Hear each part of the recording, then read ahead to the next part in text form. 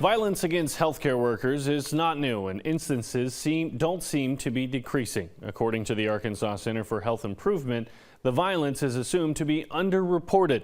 Macy Davis investigates recent cases that have made headlines here in Region 8 and shares what could be done to prevent future incidents. The nurses on the floor. This could be nearly a fatality. This patient, this employee may not make it.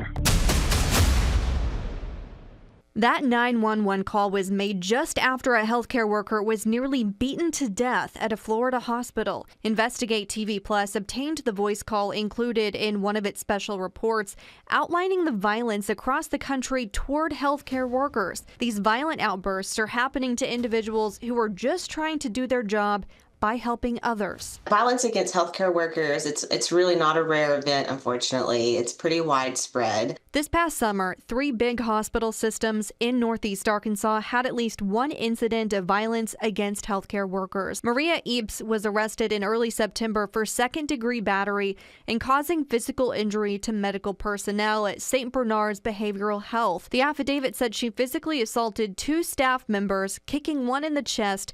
Another victim had cut marks on their arm. Around the same time in September, Dursula Barron was arrested after police say she attacked hospital staff at NEA Baptist Memorial Hospital. The affidavit said Barron also threatened to return to the hospital later that night and blow it up. Back in July, a Greene County district judge found probable cause to charge Alicia Holt with second-degree battery after an incident at Arkansas Methodist Medical Center. She was accused of biting an employee who was trying to treat her. Officers found teeth marks on the victim's hand. Violence against healthcare workers is not one hospital's problem. It's a problem plaguing healthcare workers across the nation. Over the last couple of years, so we see the same trends in the state, either in big cities and smaller communities alike. According to data from Jennifer Wessel, the interim health policy director for the Arkansas Center for Health Improvement, attacks against healthcare workers accounts for 3/4 of all non-fatal workplace injuries caused by violence. Healthcare workers are also about 5 times more likely to be assaulted at work than employees in other industries. The struggles healthcare workers face can range from verbal altercations to physical violence and harassment. Those incidents might be underreported. Either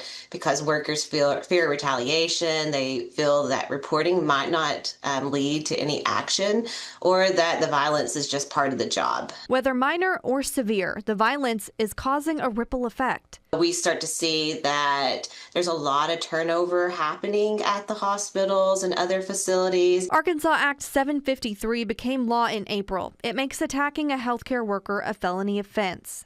AMMC provided a statement praising the law, saying in part, quote, "We are grateful to our lawmakers for recognizing the seriousness of healthcare violence and taking meaningful action to address it. Such measures are essential to ensuring caregivers remain safe while they serve the health needs of the community." According to a media representative with St. Bernard's, the hospital utilizes 24/7 security and has security protocols to prevent and respond to any violent escalation. The staff is trained on safety protocols and de-escalation techniques before police are called. The hospital also provides 9 free mental health sessions for workers each year.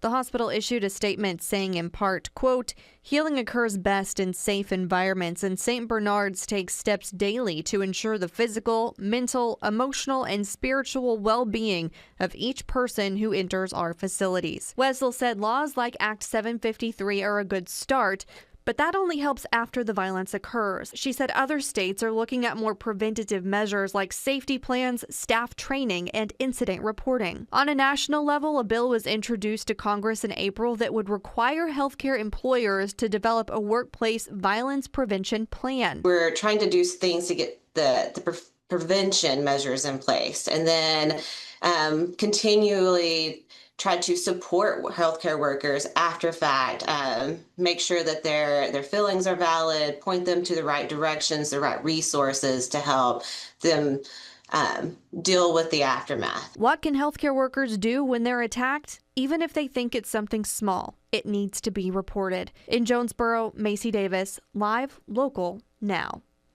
You can view NEA Baptist's statement on violence against healthcare workers by going to our website. We asked NEA Baptist, St. Bernard's, and AMMC for interviews on the topic. None of them wanted to provide someone to speak on camera about the issue.